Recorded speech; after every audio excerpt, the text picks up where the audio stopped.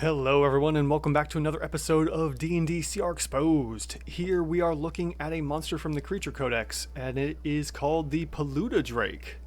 Now before we get into that, let's do and take care of the business real quick and talk about this really awesome CR tool that I've been using. It is the CR Exposed tool, and you can get it for yourself completely for free if you so feel the need to, or you can donate at my Ko-fi page.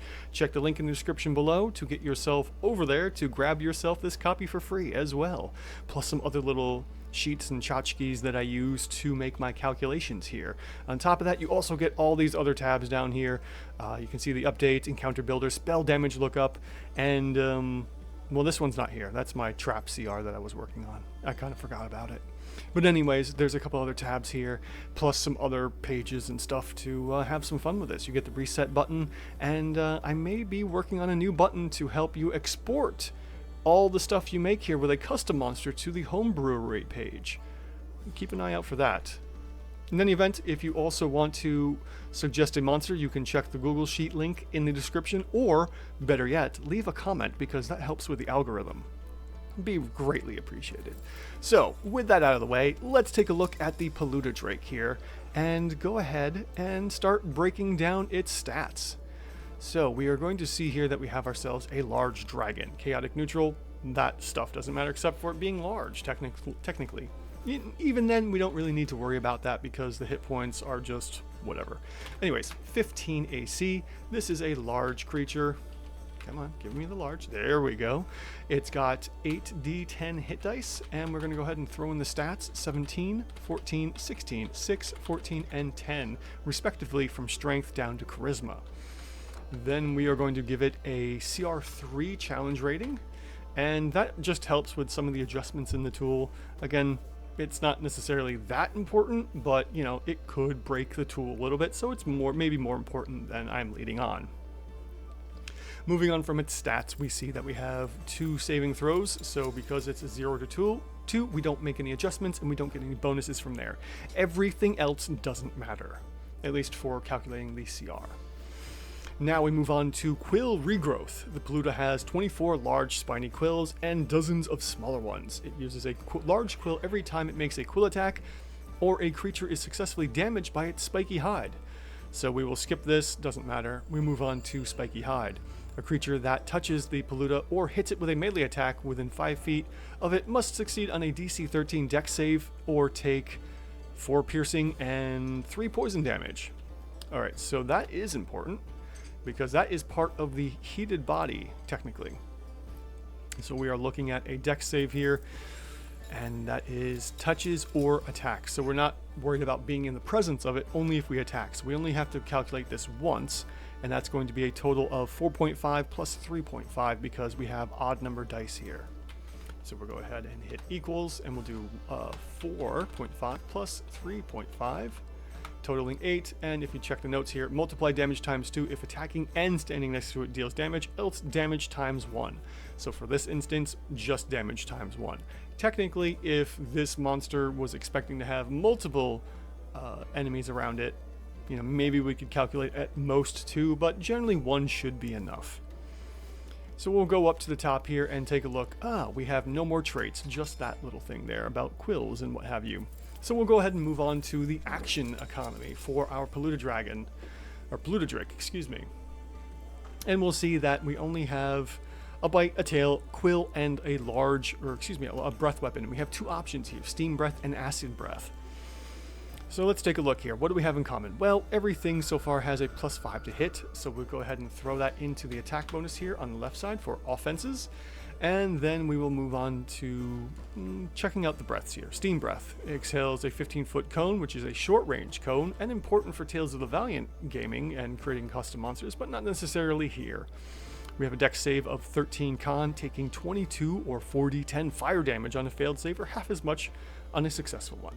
So we'll go ahead and throw that down into part number 4 here. So we're taking 22 fire damage. Actually, correct that, 22 times 2, because we're expecting 2 failed saves or 4 successful ones, or some combination in between, to give us a total of 44 points of damage for the steam breath. Now we also have the acid breath, which does exactly the same thing, except Instead of Constitution, it's a Dexterity save. So nothing really changes here, which is kind of cool.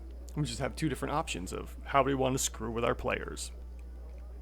Now let's take a look at the regular actions here. We have a bite. And from the bite, we are going to say 8.5 piercing there. We have a tail of 7.5 plus 3.5 for the poison damage, giving us an 11. And then on top of that, we have the quill. And the quill is going to be a ranged attack with 7.5. Excuse me, hit the equal sign there. 7.5 plus 3.5 as well. So we have an 11 there. And oddly enough, we don't have a multi-attack, which doesn't seem right for this type of monster. More than likely, we're going to need to give it a multi-attack, but let's see what happens first. So right off the bat, we don't have to worry about any kind of a multi-attack here, so we're going to use our Steam Breath here, and that's a pretty big hit right off the bat if we compare everything else being only allowed to attack once. So we're going to get this massive chunk of damage round 1, and then nothing for round 2 and 3. And, well, what do you know? Ironically enough, because of that steam damage, we have ourselves a CR3 monster. But, like I said before, if you saw the previous week's monster, the Cold Light Wanderer or whatever it was, we're technically at a 2.5 here, and we're only rounding up. So in theory, I would actually give this monster a little bit more damage. I would say, let's go with a multi-attack of the bite and tail, and let's just see what happens here. We'll play around with this for a little bit before we call it quits. So we're going to go ahead and say multi-attack of these two. We're going to switch this out to this here, and then round 2 and 3 will be a multi-attack, and that's a little better. We can adjust that to a multi-attack of a bite and a tail attack, as well as being releasing quills. You know, we might be able to get away with, let's see here. We could probably get away with a multi-attack of the quills as well, giving us 22 points of damage there, plus the 44. Let's see what that looks like, just for the fun of it. So we'll say 11 times 2 here, and then we'll switch this one down to here, and we have 29. So yeah, this doesn't matter. Actually, it doesn't change anything. So I would say to fix this monster and bring it to the proper CR3 instead of it being technically a 2.5, give it a multi-attack of 2 quills or a bite and a tail attack. And it's a little bit more threatening, and it still hasn't changed the monster at all. So it's still technically a CR3 either way we look at this monster. So there you go. That is the Plague Drake. No, excuse me, the Peluda Drake. The Plague Drake is mine, actually. I made that custom monster a while back, and I'll be converting it to Tales of the Valiant as well, because Tales of the Valiant is a much more deadly game system. I'm realizing this now. Check out my live streams if you haven't. The Tales of the Valiant campaign. Ooh boy. They just fought some of my custom monsters for bandits, and these guys are no joke, my custom bandits. Okay, just warning you there. In any event, there we go. The Peluda Drake from Creature Codex is technically a balanced monster. We could adjust it slightly with a multi-attack and still not affect the monster overall, besides making it a little bit more deadly. That has been D&D CR Exposed for this week's episode. Thank you so much for watching. Again, if you'd like to get this tool, grab it in the link in the description for coffee. Like, subscribe, and leave a comment as to what monster you'd like to see next, because all that would help my channel grow. And, why not? If you like what I'm doing here, come back and watch. These are pretty quick videos. All right, have a good night, good day, wherever you are in the world, and I will talk to you later.